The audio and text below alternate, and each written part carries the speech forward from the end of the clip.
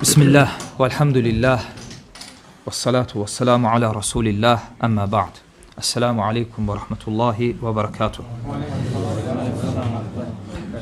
Deməli, İmam Əhməd rahiməhullah bundan qabaq götürdüyümüz dərsdə rəcm barədə, rəcmin hökmü barədə danışdı və dəlil olaraq Peyğəmbər sallallahu aleyhi və səlləmin və həmçinin Raşid xəlifələrin, sahabələrinin əməlini dəlil gətirdi ki, Allah Rasulü aleyhissalatu vesselam və sahabələr rəcm edirdilər. Və bunu qeyd edəndən sonra İmam Əhməd rahiməhullah sahabələr ilə əlaqəli əhl-i sünnənin usulundan bir qaydanı zikr edir. Təbii ki, biz sahabələrlə əlaqəli bundan qabaq bu risalənin şərhində bəzi mövzuları götürmüşdük. O mövzular nələr idi? Sahabələrin fəziləti və ədaləti məsələsi.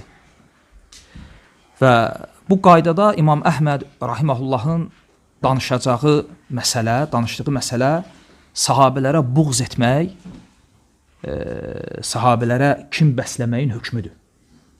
Və bunun icazəli olub olmaması. Sahabələr arasında baş verən fitnə savaşları barədə danışmağın icazəli olub olmaması. Və İmam rahiməhullah buyurur ki, وَمَنْ اِنْتَقَسَ أَحَدًا مِنْ أَصْحَابِ رَسُولِ اللّٰهِ صَلَّى اللّٰهُ عَلَيْهِ وَسَلَّمْ أَوْ أَبْغَضَهُ لِحَدَثٍ كَانَ مِنْهُ أَوْ ذَكَرَ مَسَاوِيهِ كَانَ مُبْتَدِعًا حَتَّى يَتَرَحَّمْ عَلَيْهِمْ جَمِيعًا وَيَكُونَ قَلْبُهُ لَهُمْ سَلِيمًا. Buyurur ki, kim Allah Rasulunun əshabından bir nəfərin, yəni əhədən min əshabi Rasulillah, Allah Rasulü aleyhissalatu vəssələmin əshabından bir nəfəri, hətta bir sahabənin şanını aşağı salacaq nə isə dilinə gətirərsə, bu bir. Və ikincisi, onun etdiyi hər hansı bir əmələ görə ona buğz edərsə, kim bəsləyərsə, bu iki. Və ya ona mənfi görünən sahabənin hansısa əməllərindən bir əməli zikr edərsə, dilinə gətirərsə, kənə mubtədiən. Bununla o, nə olar? Bidətçi olar. Nə üçün? Çünki əhl-i sünnənin usullarından, əsaslarından bir əsasa müxalif olduğuna görə, Quran və sünnəyə müxalif olduğuna görə, bununla o bidətçi olar. Və bu bidətindən çıxmaz, hətta yətərəhəm aleyhim cəmiyan. Hətta onların hamısına Allahdan rəhmət oxumayınca. Bütün sahabələr barədə xeyr danışmadıqca, Allah Azza və Cəllədən onlar üçün bağışlanma diləmədikcə və yəkuna qalbuhu ləhum səlimə.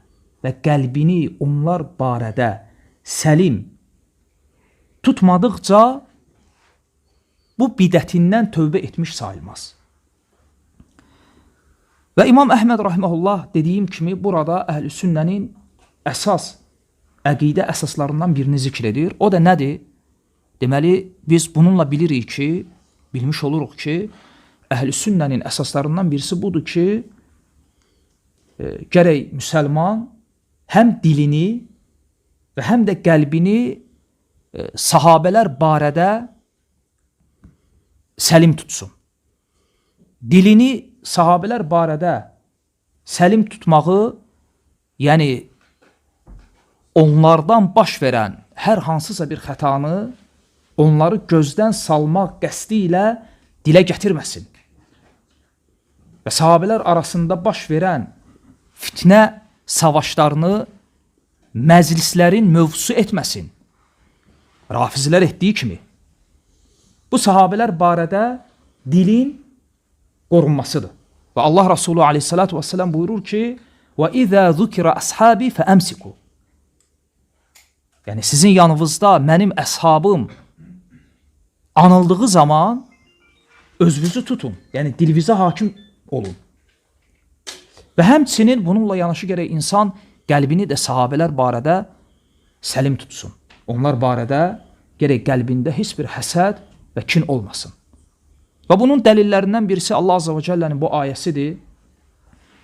Haşr surəsi 10-cu ayə. وَالَّذ۪ينَ جَاءُوا مِنْ بَعْدِهِمْ. Allah subhanahu ve teala bu ayədən qabaqki ayələrdə mühacir və ənsallardan danışır. Və sonra buyurur ki, وَالَّذ۪ينَ جَاءُوا مِنْ بَعْدِهِمْ. Onlardan sonra gələnlər, yəni kimlər? Bizlər. Kim ki mühacir və ənsar sahabə nəslindən sonra gəlibsə, bu ayənin hökmünə girir. Necə dua edərlər Allaha həmin sahabələr barədə? Allah azza və cəllə bunu ayədə bizə izah edir və öyrədir. Buyurur ki, يَقُولُونَ رَبَّنَا اغْفِرْ لَنَا وَلِإِخْوَانِنَا الَّذ۪ينَ سَبَقُونَ بِالْإِيمَانِ. Rəbbimiz bizi və imanda bizi ötmüş, yəni iman gətirməkdə bizi qabaqlamış qardaşlarımızı bağışla. Deməli, sahabələr üçün bağışlanma diləmək Allah azza və cəllənin əmri deyə yox. Bu qəlbə aid yoxsam dilə. Dilə. Deməli, bizə vacib olan dil ilə, dilimizlə sahabələr barədə Allahdan bağışlanma diləməkdir. Deməli, bizə vacib olan dili onlar barədə salamat saxlamaqdır. Bu Quran ayəsidir. Yəni, sual budur ki, yəni ayədə, bu ayədən qabaq konkret mühacir və ənsalların adı çəkilir, bəli. Allah subhanahu wa ta'ala mühacirlərdən danışır, ənsallardan danışır və sonra buyurur ki, وَالَّذ۪ينَ جَاءُوا مِنْ بَعْدِهِمْ. Onlardan sonra gələnlər belə deyərlər. Dua edərlər ki, Allahım bizi və imanda bizi ötmüş qardaşlarımızı bağışla. Bu dinlə əlaqəli olan. İndi qəlbə bax. وَلَا تَجْعَلْ ف۪ي قُلُوبِنَا غِلًّا لِلَّذ۪ينَ آمَنُوا. Və qəlbimizdə iman gətirənlərə qarşı həsədə yer vermə. Qəzəbə yer vermə. Deməli, bu ayə bizə əmr edir ki, gərək müsəlman həm qəlbini, həm də dilini sahabələr barədə təmiz saxlasın, səlim tutsun. Ümumiyyətlə, bunu bilmək lazımdır ki, sahabələrin, yəni tarixdə sahabələr barədə cürbəcür müxtəlif rəvayətlər nəql olub. Ona görə fikir versəz, Allah Rasulunun əshabına düşmən kəsilən firqələr, məsələn, rafizlər, ən çox onların dəlil gətirdikləri mənbələr nələrdir? Adətən tarixi hadisələr. Və bilmək lazımdır ki, sahabələr barədə bu qaydadır. Bunu əzbərləyin. Sahabələr barədə, ümumiyyətlə sahabələrin zəmmi barədə, yəni sahabələri pisləyən, yəni o hədislər ki, o rəvayətlər ki, o rəvayətlərin zahirində sahabələrin zəmmi var. Yəni həmin rəvayətləri, hədisləri oxuyanda görürsən ki, burada sahabələr zəmm edilib, pislənilib. Bu cür rəvayətlər 3 qismə bölünür. 3 qismə. Bunu qayda kimi əzbərlə.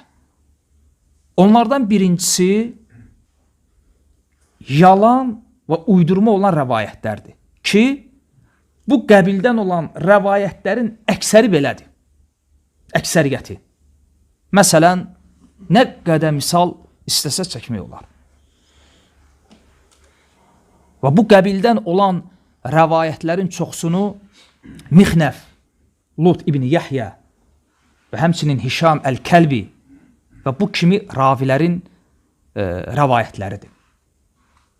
Məsələn, sənədə baxa bilən, ərəb dilini bilən, sənəddən anlayışı olan bunu yoxlasa görəcək. Məsələn, sahabələrin zəmmi ilə əlaqəli hədislərin gedib həmən sənədinə baxırsan və ya tarixi rəvayətlərin, görürsən ki, əksəriyyətinin sənədində ya Mixnəf, Lut ibn Yahyəni görürsən, ya Hişam Əl-Kəlbini görürsən və bu qəbildən olan rafilər. Və bunlar da kimlərdir bu rafilər? Rafisi rafilərdir. Rafisi olublar. Əslində sahabə düşməni olublar bunlar. Və həmçinin bununla yanaşı kəzzəb olublar. Yəni hədis, rəvayət uyduran ravilər olublar. Lakin əhl-i sünnə alimləri, əhl-i sünnə hədisçiləri və tarixçiləri adilliklərindən bu qaydadır. Və bu əhl-i-sünnə alimlərinin bidət əhlindən fərqidir ki, öz lehlərinə və əleyhlərinə olan hər şeyi yazıblar. Bidət əhlindən fərqli olaraq. Bidət əhli yalnız çalışır özlərinin leyhinə olanları yazsın. Əhl-i-sünnə yox. Bu elmi əmanətdir. Aydındır.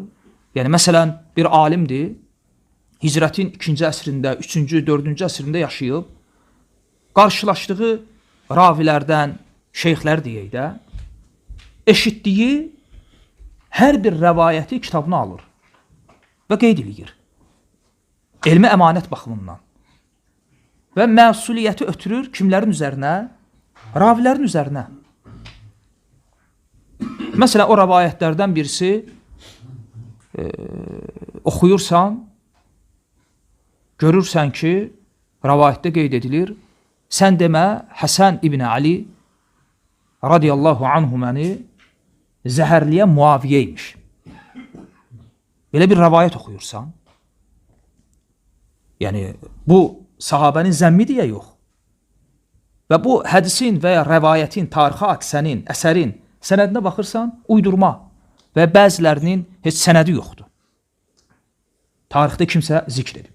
Bu, zahirində sahabələrin zəmminə dəlalət edən rəvayətlərin birinci qismidir. Hansılar? Yəni, yalan və uydurma və əksəriyyəti budur. Və ikinci qism hansıdır? İkinci qism rəvayətlər o rəvayətlərdir ki, baxırsan ki, bu rəvayətin əsli var. Rəvayətin və bu hadisənin əsli var. Yəni, bu hadisə olub.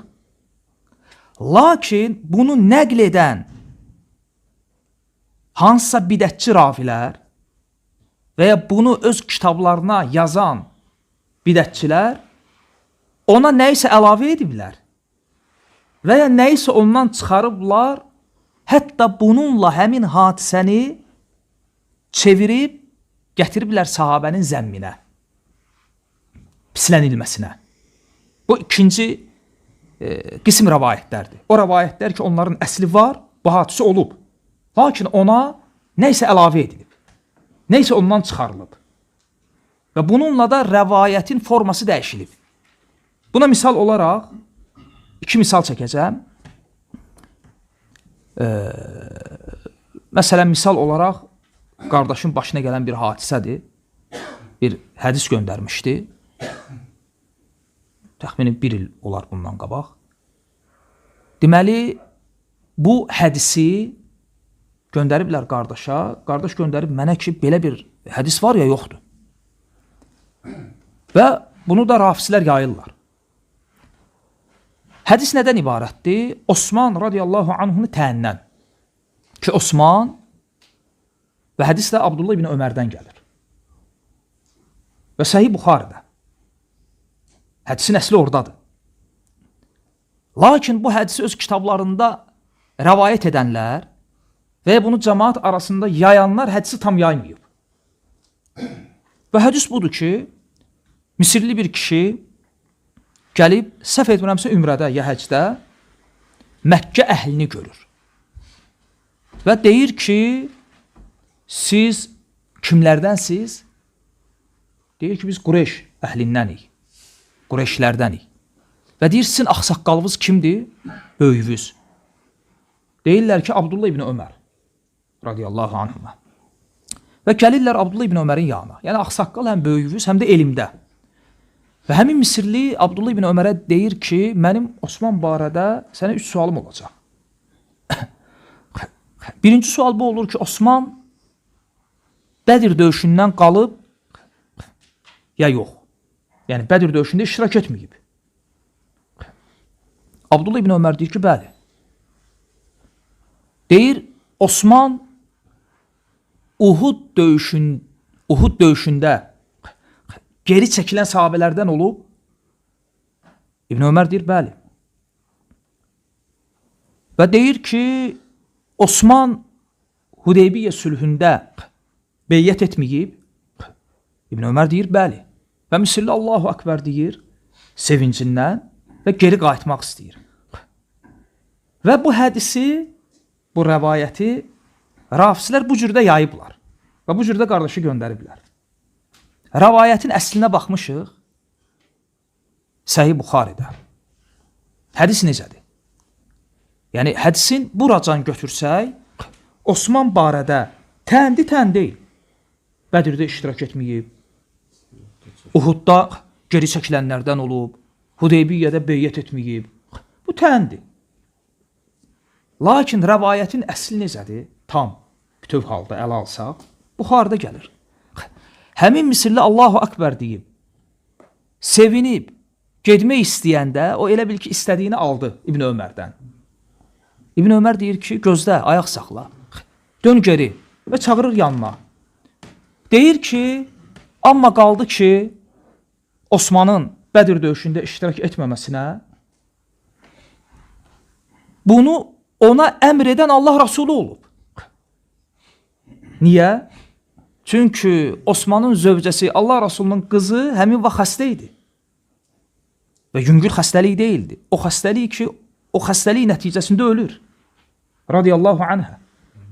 Yəni, ölüm yatağında olan bir xəstəlik. Və Allah Rasulü əmr edir, Osmana icazə verir ki, sən evində qalasan və yoldaşıva baxasan. Bədir döyüşündə iştirak etməməsi üçün ona icazə verən, evində qalmasını ona əmr edən kim olub? Allah Rasulü. İbn Ömər sözünün davamında deyir ki, amma Uhud döyüşündə geri çəkilənlərin içində Osmanın olmasına gəldikdə isə, bu barədə artıq Allah Azza və Cəllə ayə nazil edib və Əli İmran surəsi 155-ci ayəni gətirir. Ayədə də Allah Subhanahu və Teala açıq aydın deyir ki, Uhudda geri dönənləri Allah artıq bağışladı. Ayə nazil olub. Yəni, sən Osmana tən edən Rafizi canın da çıxsa bu ayəni oxuyacaqsan. İstəsən də, istəməsən də. Fəzilətdir yoxsa? Və qaldı ki, Hudeybiyyədə beyyət etməməsinə İbn Ömər deyir ki, ay bədbəxt, elə bu hadisə ilə Osmana görə olub. Çünki Allah Rasulü Osmanı göndərir Məkkəyə, çünki Osman ağsaqqal olur və Məkkə əhli ona hörmət edir. Məkkəyə göndərir ki, nümayəndə kimi gedib Osman onlarla danışsın, hətta ümrə edə bilsinlər həmin il. Və Osman orada yubanıb qalır. Və elə bilirlər ki, Osmanı öldürüblər. Elə bundan qəzəblənib Allah Rasulü əshabını yığır Osmana görə. Və hamıdan yenidən sədaqət andı tələb edir. Və ağacın altında sahabələr hamılıqla birlikdə Allah Rasuluna beyyət edirlər və Allah Rasulü bir əlini qaldırır və öz əlinin üstünə qoyur və deyir, bu da Osmanın beyyəti. Yəni, bu üç hadisə əslində Osmanın fəzilətinə dəlalət edir, yoxsa zəmminə, fəzilətinə. Və sonra İbn Ömər deyir ki, ona, məndən eşitdiklərimi apar özünlə, Misir əhlinə. Yəni, məndən hədiyyə. Fikir verin, rəvayətin əsli Osman üçün fəzilətdir. Elə İmam Buxari özü bunu kitabında Osmanın fəziləti üçün zikr edib. Fikir verirsiniz.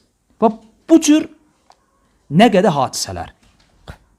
Başqa bir misal, Peyğəmbər sallallahu aleyhi və səlləmin Fatimə anamız barədə deməsi ki, onu incidən məni incitmiş olur. Məni incidən də Allahı.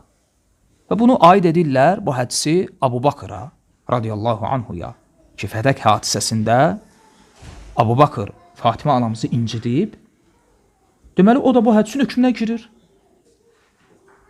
Bizə heç nəyə qatmayın, heç nəyi təvil etməyin. Abu Bakır Fatiməni incidib, incitməyib. Qadın olub, nəyə görə inciyib, haqlıdır, haqsızdır, bizə dəxli yoxdur. Fatimə anamız inciyib ya yox? Cavab inciyib. Və Allah Rasulü buyurur ki, onu incidən məni incitmiş olur. Məni incidən də Allahı. Bu rəvayət ki var, Allah Rasulü aleyhissalatu vesselamın dediyi bu söz, bu hədis, bu hədisin tam versiyasını oxusaq, bizə aydın olacaq ki, burada Əbu Bakrla əlaqəli heç bir şey yoxdur. Həm də burada ümumiyyətlə məntiqən hədisi oxuyan kimi həmən sual ortaya çıxır. Təbii ki, Allah Rasulü bu sözü öz sağlığında deyib. Əbu Bakrla Fatimə arasında olan fədək söhbəti Allah Rasulünün vəfatından sonra olub. Onsuz da bu söz Əbu Bakr barədə deyilməyib. Lakin burada sual bu deyil. Sual budur ki, nə üçün Allah Rasulü duran yerdə digər qızları Zeynəb barədə, Ümmü Kulsum barədə, Ruqayya barədə bu sözü demədi. Demədi ki, Zeynəbi incidən məni incitmiş olur. Məhz bunu Fatimə barədə dedi. Deməli, burada nəsə olub. İndi rəvayəti tam ələ alaq. Fatimə anamız eşidir ki, Əli radiyallahu anhu evlənmək istəyir ikinci dəfə və qəzəblənir. Və oğlu səhv etməmsə Həsənlə Allah Rasuluna xəbər göndərir. Və Allah Rasulü Əlini çağırandan sonra bu sözü Əliyə deyir ki, Fatiməni incidən məni incitmiş olur. Yəni, bu söz əslində Əliyə deyilib. Çünki Allah Rasulü bu sözü deyəndə onsa fədək hadisəsi olmamışdı. Və belə. Bu da ikinci qəbildən olan rəvayətlərdir. O rəvayətlər ki, o rəvayətlərin əsli var. Əsli var. Və əslində heç bir problem yoxdur. Lakin həmin rəvayətlərə nə isə əlavə edirlər və nə isə ondan çıxarırlar və həmin rəvayəti elə göstərmək istəyirlər ki, bu rəvayət nədir? Hansısa sahabəni zəmm edən bir rəvayətdir. Aydındır? Və üçüncü qisim rəvayətlər də o rəvayətlərdir ki, o rəvayətlər səhi olan rəvayətlərdir. Heç bir şey əlavə olunmayıb, heç bir şey çıxarılmayıb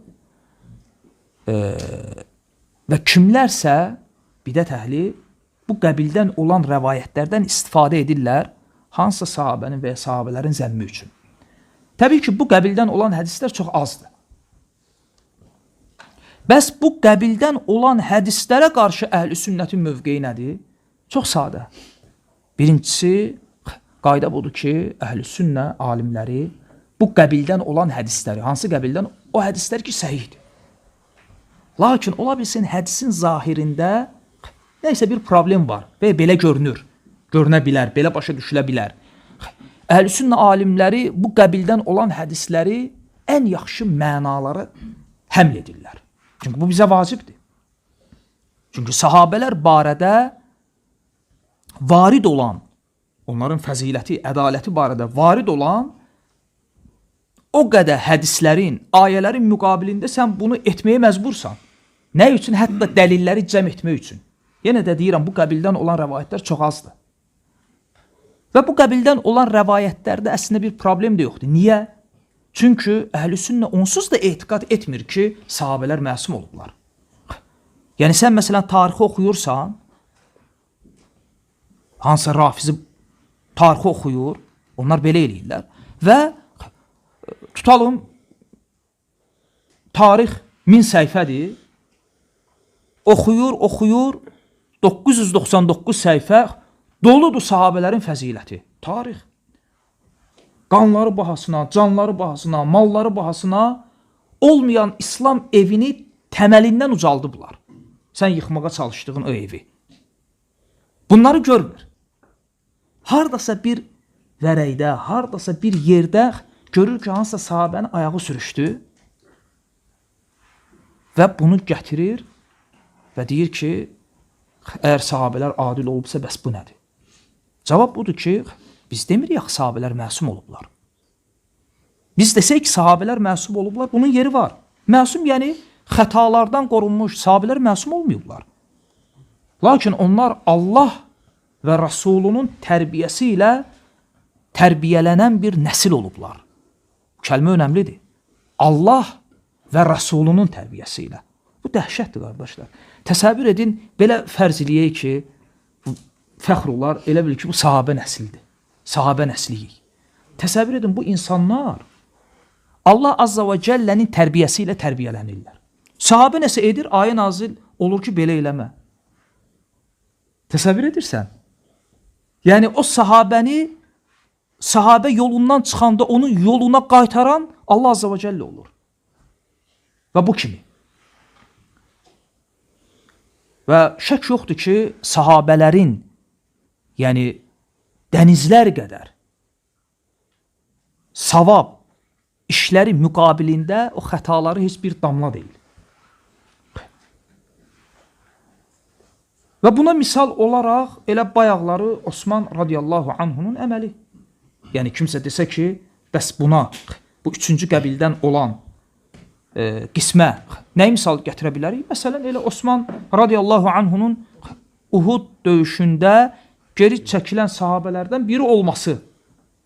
Burada tək Osmandan getmir. Orada bir toplum olub. Orada sahabələr olub. Və onlar barədə qiyamətəcən oxunacaq Əli İmran surəsi 155-ci ayə nazil olub olmayıb. Qiyamətəcən oxunacaq təsəvvürlə, yəni sahabələrin fəziləti barədə qardaşlar, o qədər ayələr nazil olub ki, o qədər ayələr var ki, açıq aydın. Təsəvvür edin, o ayələrdən biri Əhl-i Beyt barədə nazil olsaydı, o ayə barədə cildlərlə kitablar yazardılar. O ayələrdən biri. Və sahabələrin fəzilətinə dair bu qədər dəlilləri görməzlikdən gəlirlər. Osman radiyallahu anhun əməli və orada olan sahabələrin xəta idi ya yox? Xəta idi. Düzdür? Lakin Allah azza və cəllə bağışladı ya yox? Bağışladı. Bu da bunun cavabı. Çünki onlar məsum olmayıblar. Və ya Hatib İbn Əbi Bəlta radiyallahu anhu keçən dərslərdə götürmüşdü. Müsəlmanlara, Allah Rasuluna qarşı müşriklərə casusluq edir. Lakin onun orada üzrü olur. Niyə belə edir? Sahabə idi. Və Allah Rasulü bunu vəhiy ilə bilir. Və həmin sahabəni çağırır yanına və ondan bunun səbəbini soruşur.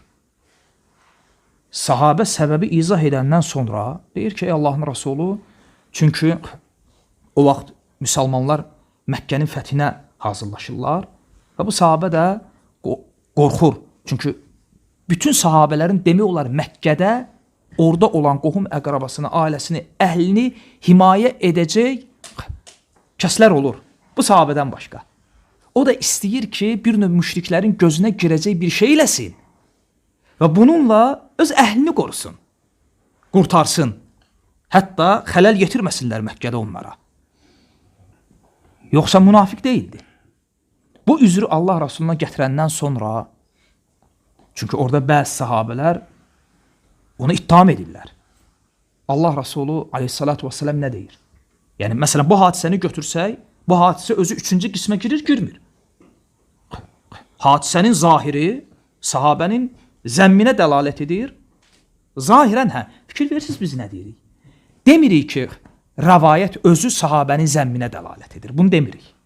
Deyirik ki, rəvayətin zahiri. İndi baxaq görək, bu rəvayətin əsli fəzilətə dəlalət edir, yoxsa zəmmə? Və Allah Rasulü onu ittiham edən sahabələr nə dedi? Dedi ki, o Bədr əhlindəndir. Həmin sahabə Bədirdə savaşıb, Bədr əhlindəndir. Və siz bilmirsiniz ki, Allah Azza və Cəllə Bədr günü Bədr əhlinə baxdı və dedi ki, bundan sonra nə edirsinizsə edin, mən sizi bağışladım. Yəni, bu hadisəni biz həmin sahabənin fəziləti barədə zikr etsək yeridir. Aydındır və bu kimi. Və həmçinin burada bir məsələni də qeyd etmək istəyirəm, çox uzatmadan. Ümumiyyətlə, sahabələri sövməyin hökmü nədir? Sələfdən bəzi alimlərdən gəlib ki, fasiqlikdir, bəzi alimlər qeyd ediblər ki, küfürdür. Sahabələri sövməyin, onlara tənə etməyin, yəni bidət, zəlalət, fasiqlik olduğunda heç bir ixtilaf yoxdur. İxtilaf nədədir? Bu insanları dindən çıxaran böyük küfürdür ya yox. Və bu məsələdə təfsilat var. Və təfsilat nədir? Təfsilat budur ki, əgər bir kəs sahabələrin çoxsunu və ya əksəriyyətini mürtəd, kafir görürsə, Rafisilər kimi. Deyirlər ki, 4, deməli, Kitab-ül Kəfidə 2 rəvayət gəlir. Onlarda ən etibarlı rəvayət kitabında. Birində gəlir ki, 4 sahabədən başqa hamı mürtəd oldu. Bir rəvayətdə gəlir 7 sahabədən başqa. Və bədbəxtçilik bundadır ki, onların hədis alimləri oturub bu hədisləri cəm edirlər. Yəni 4 sahabədir, yoxsa 7 sahabə. Və belə cəm edirlər ki, Abu Bakır, yox, elə o 4 nəfər həmin 7 nəfərin içində var. Sadəcə olaraq deyirlər ki, Abu Bakır radiyallahu anhu xəlifə seçiləndə 4-ü həmən ona qarşı çıxdı. Bu hədis ona aiddir. 3-ü tərəddüddə idi, sonradan haqqa qayıtdılar. Bu da oldu 7. Və rəvayətləri cəm elədilər. Yəni müsibət nədir? Yəni 7 sahabədən başqa mı kafir olub? Buna etiqad edənin özü kafirdir. İmam Malik rahiməhullah Fəth surəsi 29-cu ayəni dəlil gətirir buna. Biz havadan danışmırıq. Allah kəlamıdır. Buna etiqad edənin canı da çıxsa bu ayəni oxuyur. Muhammedur Rasulullah. Muhammed Allahın Rasuludur. Vəllezine ma'ahu. Onunla bərabər olanlar. Əşiddəu aləl kuffar. Kafirlərə qarşı şiddətlidirlər. Ruhamau beynəhum. Öz aralarında mərhəmətlidirlər. Və sonra Allah subhanahu və teala sahabələri vəsf edir. Və sonra buyurur ki, bu vəsflər onların İncildə olan vəsflərdir. Yəni sahabə nəsli doğulmuyub.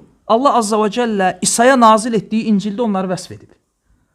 Və sonra buyurur ki, Tövratda olan vəsfləri isə belədir. Və sonra ayənin axırında bütün bunları nə üçün qeyd edir? İllətini, səbəbini gətirir. Liyəğiza bihimul kuffar. Bununla kafirləri qəzəbləndirmək üçün. Liyəğiza bihimul kuffar. Allah azza və cəllə bunları qeyd edir ki, bununla kafirləri qeyzə gətirmək üçün. O bizdə bir misal var, deyir, filan kəsin qeyzdən, hiddətdən, qəzəbdən ürəyi partladı. Allah azza və cəllə buyurur ki, kafirlər bu hala gəlsin deyə bunu qeyd edirəm. İmam Malik rahiməhullah bu ayəni dəlil gətirir, bu ayəni. Və deyir ki, sahabələrə tən edənin hökmü budur.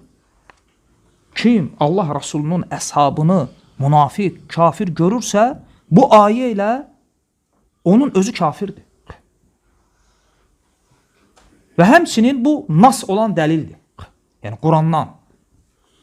Və həmçinin əqli dəlillərdən birisi də biz bilirik ki, Quran və sünnənin nəql edənlər kimlər olublar? Sahabələr. Yəni təsəvvür edin, nəql edənə tənə etmək, nəql olunana tənə etmək sayılmır? Elədir. Əgər sən sahabələrə tənə edirsənsə, bu birbaşa bu tənə qayıdır nəyə? Quran və sünnəyə.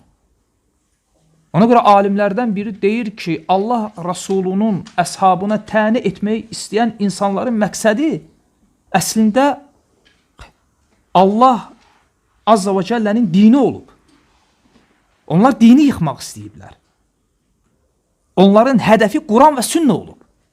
Lakin müsəlman ümmətinin önündə açıq aydın bunu edə bilmədiklərindən ötürü, təsəvvürlə insan çıxır, açıq aydın Qurana təni edir, sünnəyə təni edir. Bu mümkün deyil.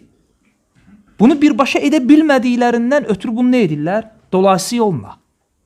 Nəql olunana, Quran və sünnəyə təni etmək üçün onları nəql edənə təni edirlər. Yəni sahabələrə. Və bu küfürdür. Çünki sahabələrə tənə Quran və sünnəyə tənədir. Və bu da küfürdür, açıq aydın.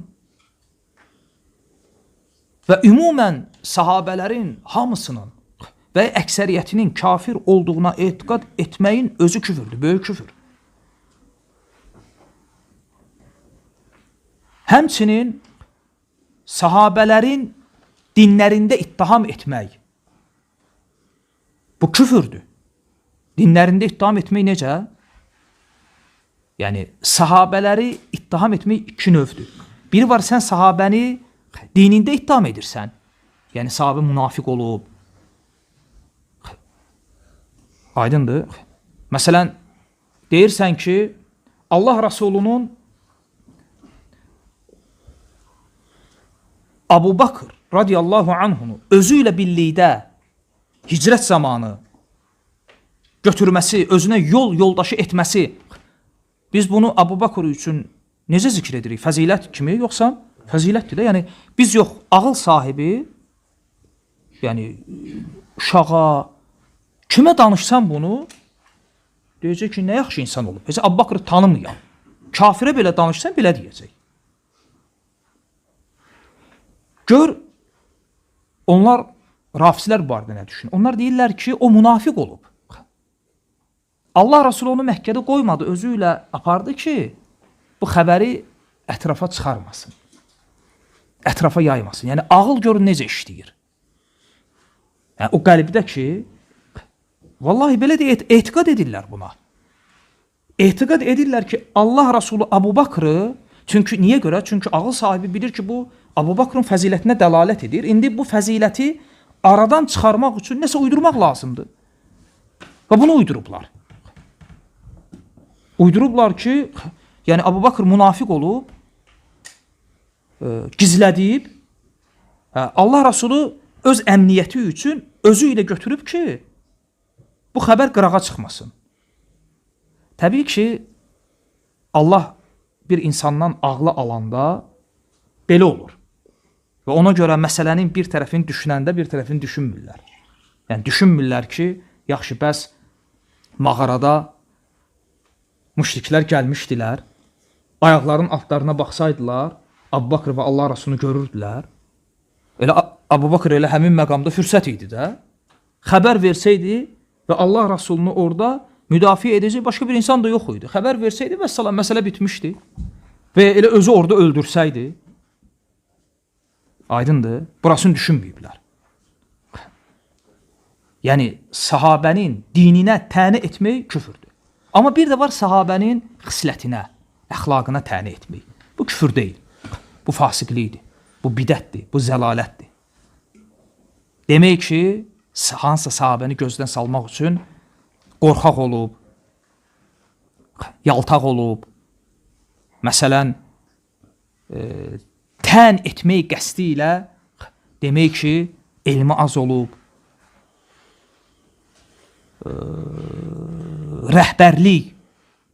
rəhbərliyə həris olub, mal yığmağa həris olub və bu kimi.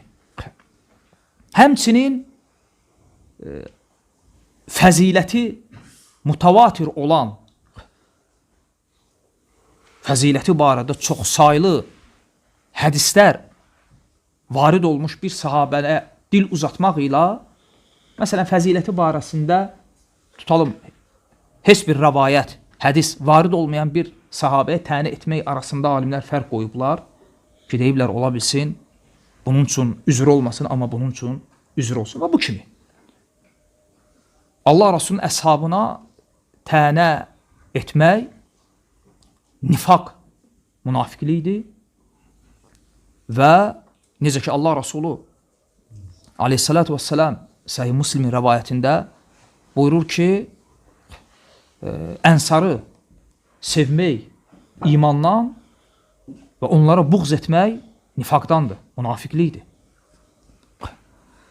Və fikir versəz, burada İmam Əhməd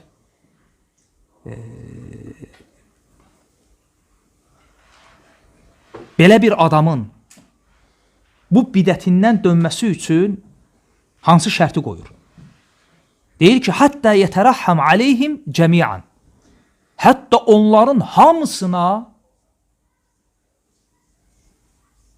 Allahdan rəhmət diləmədikcə dili ilə və yəkunə qalbuhu ləhum səlimə.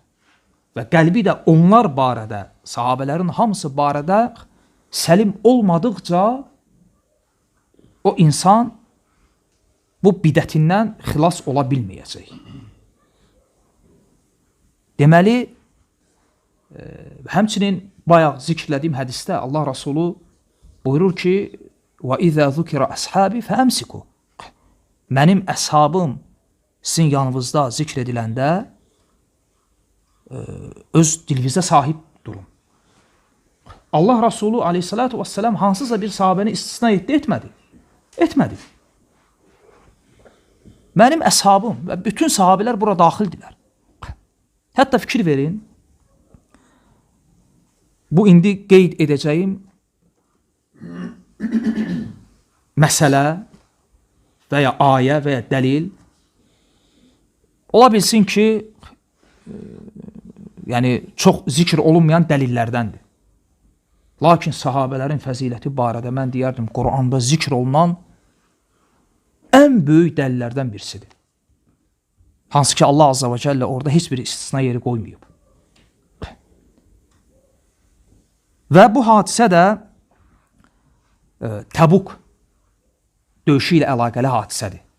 Tövbə surəsi 117-118-ci ayələrdə Allah Azza və Cəllə danışır. Həmin ayələr bu hadisə ilə əlaqəli nazil olub. Və Təbuk döyüşü də Peyğəmbər sallallahu aleyhi və səlləmin zamanında ən böyük savaş idi. Yəni, o savaşdan böyük savaş olmayıb.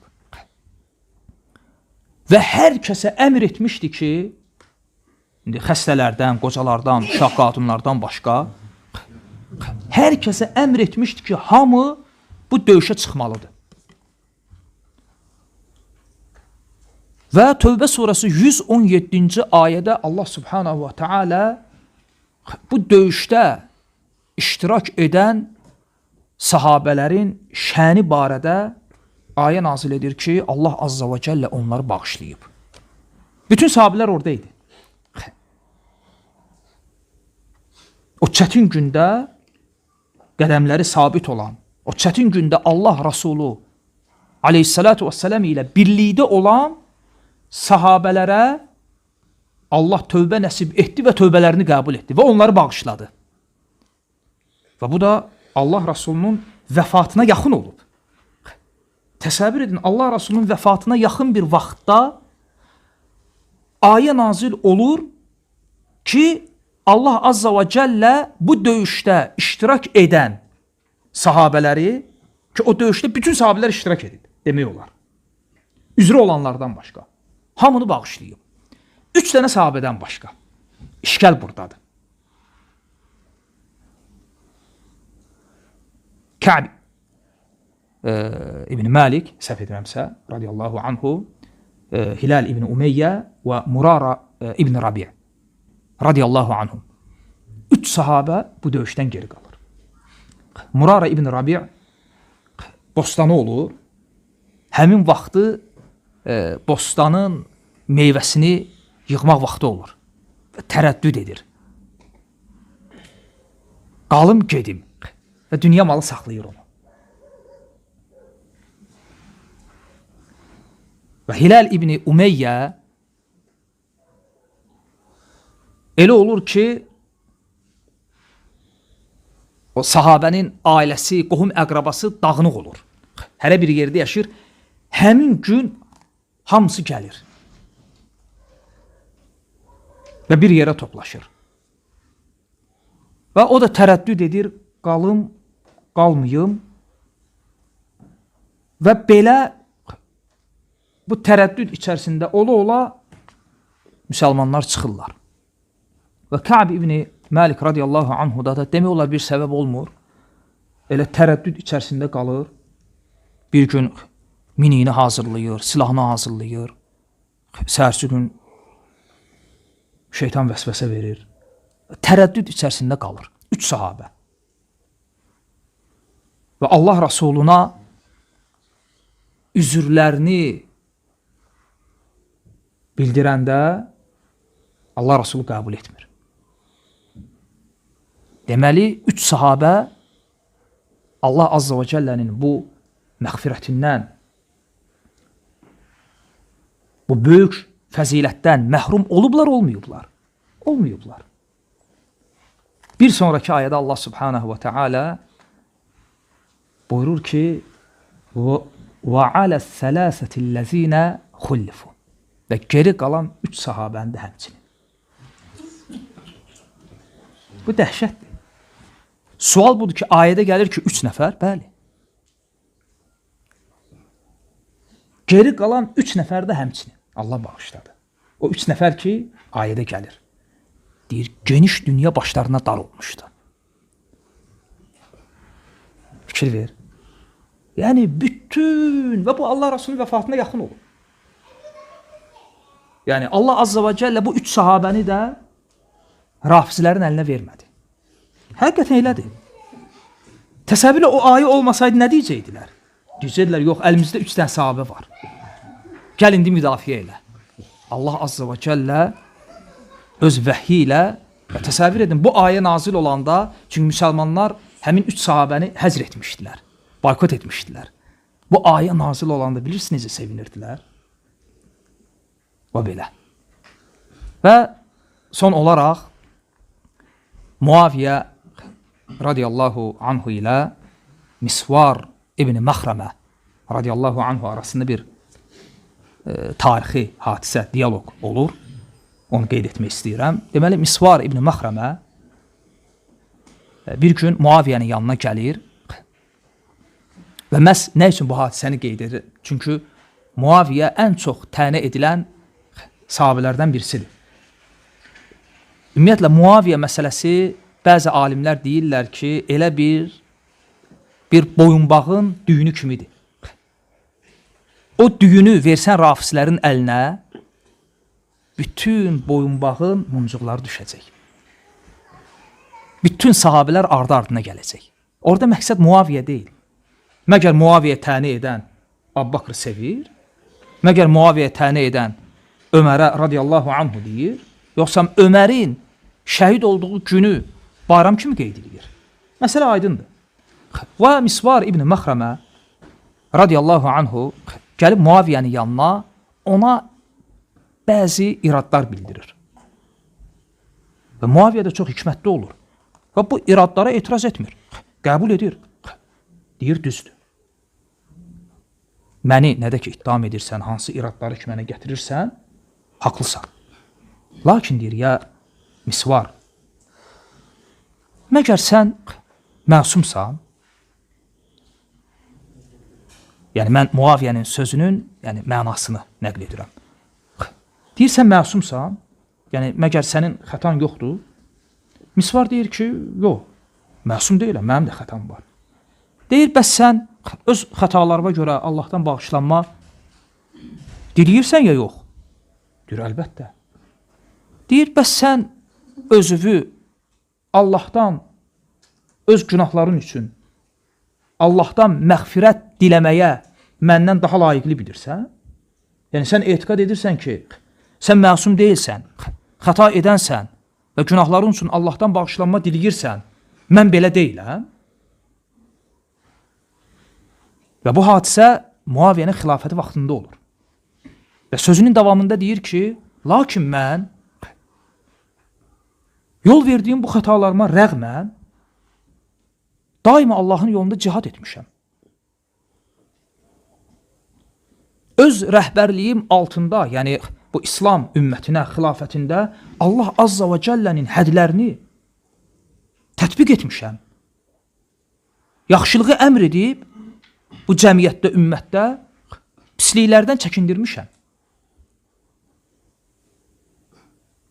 Və sonra orada doğrudan da qızıl hərflərlə yazılası bir söz deyir. Deyir ki, ya Misvar, mən bilirsən hansı dinə etiqad etmişəm? İnsanların xeyir əməllərini qəbul edib, xətalarını bağışlayan dinə. Və bu hadisədən sonra Misvar deyir ki, bu diyaloqda Muaviyə bu sözü ilə deyir, mənə qalib gəldi. Biz bu dinə iman etmişik. Aydındır. Ona görə biz sahabələrin xeyir əməllərini görürük və bunları onlar üçün fəzilət bilirik və xeyir əməlləri, bayaq dediyim kimi, sanki bir dənizdir, ucu bucağı görünməyən bir dəniz, umman. Və o dənizin müqabilində, o xeyr əməllərin müqabilində onların xətaları heç bəlkə bir damla da deyil. Hansı ki, o dəniz onu yub aparır. Və dua edirəm ki, Allah Azza və Cəllə bizi sünnə üzərində sabit etsin. Allah Azza və Cəllə bizi eşidib fayda götürən qullarından etsin. Bu elm məclislərini bizim məğfirətimiz üçün səbəb etsin. Rəhmətini üzərimizdən əksik etməsin. Amin ya Rabbi. Və doğrusunu Allah bilir. Və sallallahu ala Muhammed və ala alihi və səhbihi və səlləm.